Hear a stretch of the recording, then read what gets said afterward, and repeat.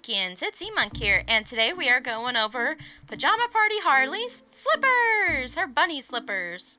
These are so cool. This is my first shoe cover that I've made, and I still love these to death. They're just so cute and so adorable, and I think it's actually one of my favorite pieces to this costume, to be honest, besides the bear mallet. But this has got, as far as the attire goes, this is probably my favorite thing. Yeah, overall. And I'm going to show you a few mistakes that I've made and what I did to correct them. That way, in case this happens to y'all. Alright, let's go. First, this is what it was before. I know, right? I found it at Walmart for like $5. I was like, hey, it has the perfect bump that I need for the slippers. So, why not? And at first I decided, oh yeah, we're totally just going to spray this because the con was literally 3 days before. And I was like, oh crap, I don't know how to make shoe covers. I'm gonna have to learn how to make shoe covers. It's like, no, we'll just spray it all white. So I got the tulip shot and decided to try to spray it all white. I started off with the bottom, but I actually do suggest to spray at least the bottom. That way it's not yellow, it's white. So it blends. And then I went ahead and did the top. Now this you do not want to do. You do not want to spray the top. Don't spray the entire shoe, just spray the bottom. Don't worry about spraying everything else. This was a mistake. Because I thought I could make half of a shoe cover, and yeah, it was just ridiculous. The white was not covering it enough or anything. So yeah, just do the bottom. Now we're making the actual shoe cover part. So we're basically tracing out one side of the shoe, and then we're going to turn it. I'm making little marks so I know exactly where we're going to go, and this is white fleece, by the way. And then we're basically marking out the heel, but we're keeping the same width all the way around, and then we're going to mark off the heel and then go all the way over and do the other side of the shoe. So yeah, and go ahead and have this folded over. That way you just have to cut this out once. It's a lot easier. And I added some extra because, you know, you never know. I wanted to be safe. So I just copied the front of the toe. So basically you're copying the entire shoe all on its sides. And yeah, and then cut that out. Of course you want to make sure that your fabric is, you know, not wrinkly like mine is. And then once you get that, now you're going to get your shoe and try to wrap it the best you can around it. And remember, this is going to be inside out as of right now because we're going to sew it and then flip it. So try to keep that in mind when you do this. I was not keeping that in mind at first because I was like, this does not look right whatsoever. And I'm like, how the heck do I fix this? So what I did initially that ended up fixing it is, as you can see, there's a little hole right there that we're taking fully apart. And I basically folded up the fabric around the shoe, and then I ended up pinching it to where it stays fully together. And then we're going to cut off the excess. And then we're basically going to pin the two pieces together. You should see that here shortly once I figure out exactly what I'm doing. Yeah, see how I'm folding it? Yeah, now we're just going to pinch and put it all together. See? Pinch and fold, pinch and fold. That's all you need to think when doing this, is pinch and fold. So, because this is going to hide later, so I wouldn't really worry about it, you know, because nobody's going to see it's going to be on the inside. And then go ahead and sew that. And then once you sew all of that, you should be good to go. But of course, I'm on my phone, not really thinking about it, and I'm like, oh, does this really fit all over the shoe? And I turned it inside out. I was like, oh, well, yeah, maybe it does look right. Oh, my thought process and all of this is just insane. Then I refitted over the shoe to make it sure it fits again, and you want to do this twice. Looks like I'm pinning this up. Ah, yeah, that's right. That bubbled up right there. So you just want to, like I was saying earlier, just pinch the two fabrics together. Don't worry about folding it. You just pinch it together. That's your best bet. And just cut off the excess before you take it to the sewing machine. It's easier. I'm looking for my scissors. Ah. And then Kat's also trying to make something, and she keeps talking to me while I'm working on this because she was working on her unicostume at the time. So you might see me pause a lot. But yeah, once you make sure that it fits fully, pinch the two and cut it off. It's really that simple. I don't know why I look like I'm making this complicated, but it was the first time I ever made a shoe cover. I was intimidated, I was not ready, and I did it anyway. So, but it turned out awesome. It turned out amazing, and I'm glad I did it. And like I said, I would suggest cutting off that excess fabric at the top, because it's, yeah, see, there it is. It's just going to get in the way. And I zigzag stitched it, if anybody needs to know that.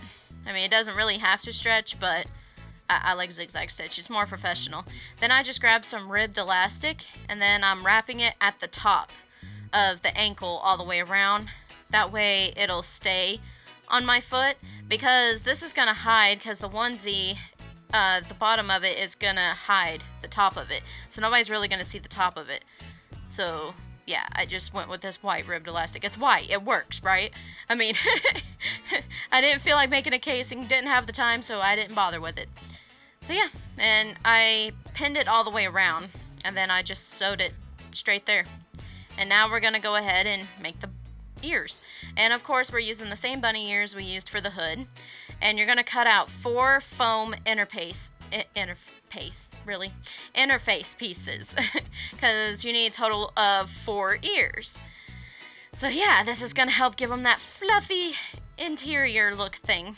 So like I said, this interfacing before in the hood video, you can get it at Joann's, pretty cheap, a big old quantity of it, pretty cheap, so I would suggest you do that, bring coupons. And then cut out your 4 foam ears, make sure they're all even and lined up, so because they're going to be the base core. And then next, we're going to get some regular interfacing. This is a really, really hard, stiff interfacing, and you want to cut out a total of 8 pieces of this. Yes, you heard me right, 8 pieces, because we're doing the same thing as the hood. We're putting the stiffener, basically we're putting the foam and the stiffener on top. It's basically what we're doing. That's why you need 8. We're sandwiching it. You're going to see a lot of sandwiching when it comes to this stuff, because, yeah, when it comes to the ears, it was just the easiest thing. You're going to end up with 6 layers total per ear, so get ready for that. But you'll need white thread throughout the whole thing. That's the cool thing about it. You don't have to change your thread, at least. And then now, go ahead and cut out your white fleece, and you need 8 pieces of this as well. Yes, you heard me right, 8 pieces of this, because it's going to go foam, stiffener, and then the white pieces. But we're going to make sleeves, so don't worry about that yet. Now you need to cut out 4 red pieces. You only need 4, because it's only on the inside of the ears that you see the red. So you only need 4 of this. And yeah, basically the white fleece, sew those together, and then the red is going to go on top of your interfacing sandwich. If that makes any sense. Yeah, see, this is what we're doing. Interface sandwich. All your interfacing, you got your foam, and then you got your stiffener on both sides, and then you got the red, and you're going to stitch that all down. And you also got your 2 white fleeces. You're going to stitch all those down and turn it inside out. So make sure you do these on the wrong side. And I'm dancing while doing this because, you know, I just used a pair of scissors and poked it up till it was fully done. Just be careful. And then I shoved my interfacing sandwich into the sleeve. I don't know how else to explain this. And then I stitched it all the way around. And then now we're going to cut it as close as we can to that stitch. And yeah, there you go. And I stitched it again just for double security. Now we're going to add it to the shoes. And these shoes are not attached yet, so we're just finding where we want them to sit on the shoes, making a mark, and then we're going to cut it. And then we're going to stitch it in the machine, the ears to that.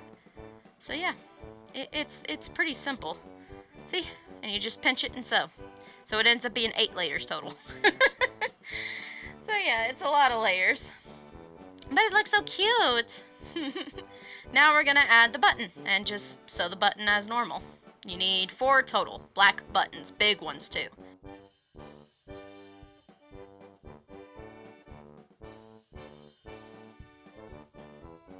Hey guys, ignore the messy room, I'm in the middle of remodeling, but that's besides the point.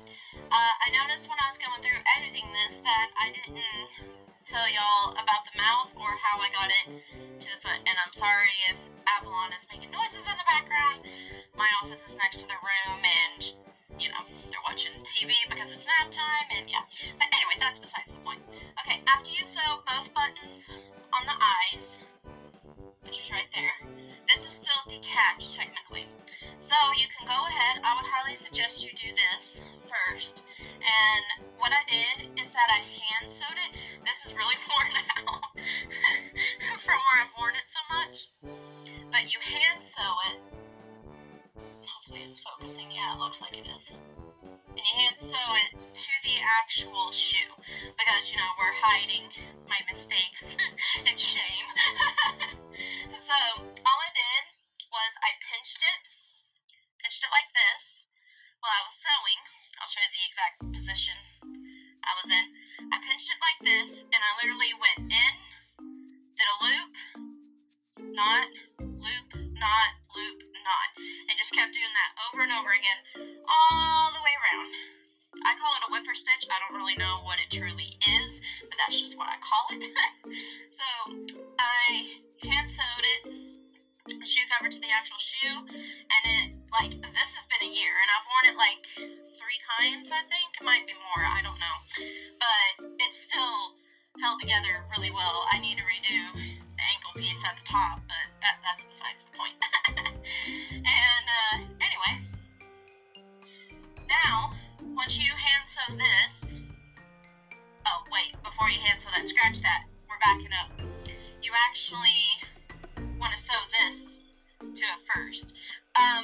Just like in the hood video, you make a big old circle, like a bigger one than what you want your pom-pom to be, about double the size. Stuff it with cotton, and then, well, make a little bowl, like a little taco shell bowl. Go to the hood tutorial if you want a full thing on it, and then stuff it, then sew it shut. And then after that, use your, trying to figure out if I hand stitched it. So I guess you could do it after you put it on here, so it's fine. So either way, really. And then hand sew it.